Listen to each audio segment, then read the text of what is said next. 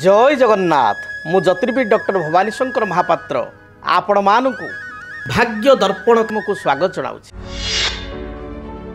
अनेक समय आम देखू जे परिवार भाई सहित भाई संपर्क भल न थाए। परिवार धरतु दी भाई अच्छा दी भाई मध्य भल पड़ूना बा तीन भाई कि चारि भाई ता भीतर जड़े भाई सहित भल पड़ुची आउ दुई तीन भाई सहित भल पड़ूना।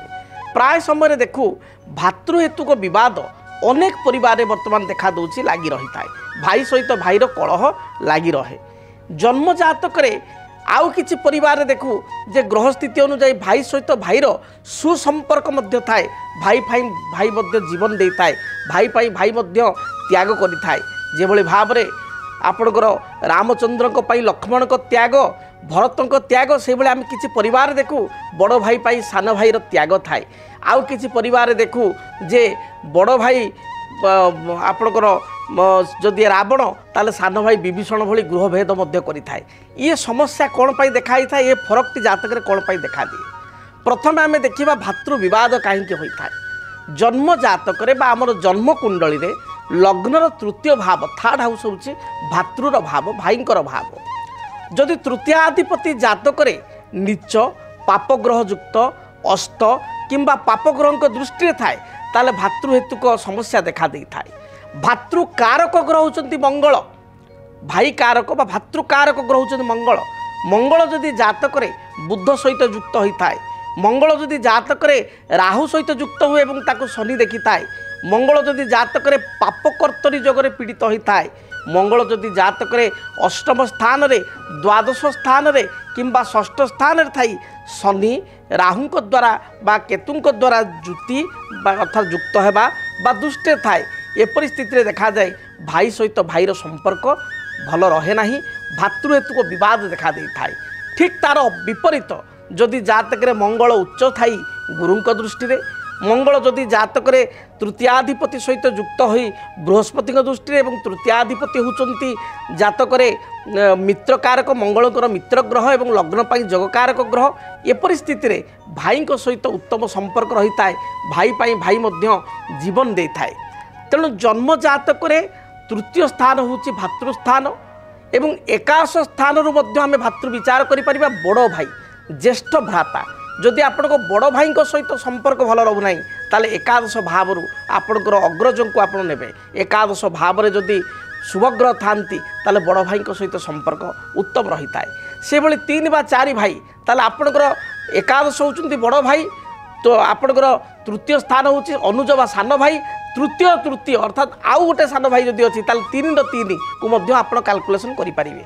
जदि घरे भातृहेतु विवाद देखा दे थाए, गोटे कथार अच्छी जे क्षीर जदि खाई बस घरे थी गाई आउ कोली जदि कर बस संगे थी भाई।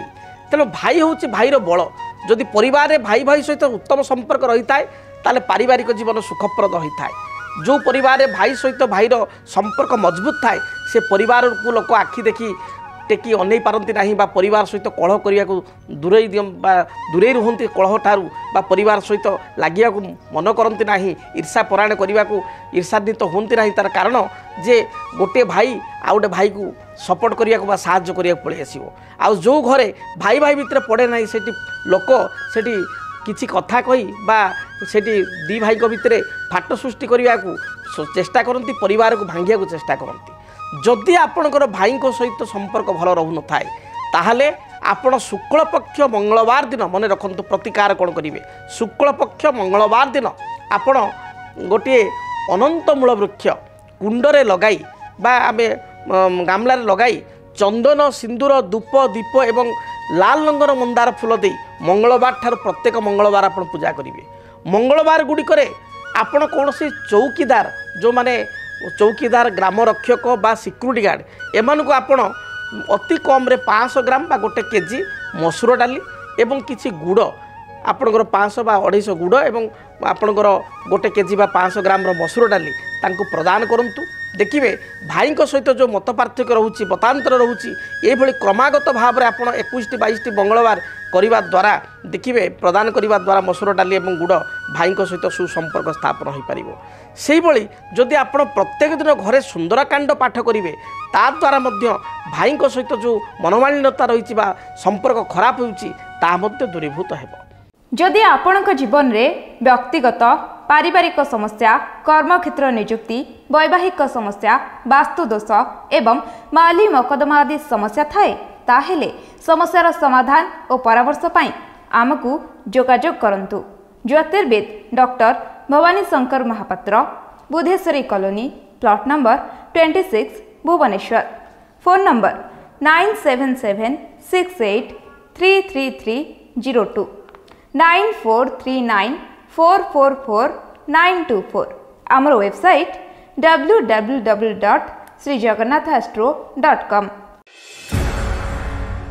केमिति कटिब 2026 मसीह आपणक भाग्य केउ राशि रे रहिबो समस्या आउ किए हेबे लाभवान केमिति रहिबो मेष ठारू मीन राशि पर्यंत भाग्यफल जानिबा पई देखंतु आम कार्यक्रम 2026 भाग्यफल 2026 मसीहार आपणक राशि संपूर्ण भाग्यफल जानिबा पई चैनल को सब्सक्राइब करंतु, बेल बटन को ऑन करंतु, देखंतु डीटीवी ओडिया।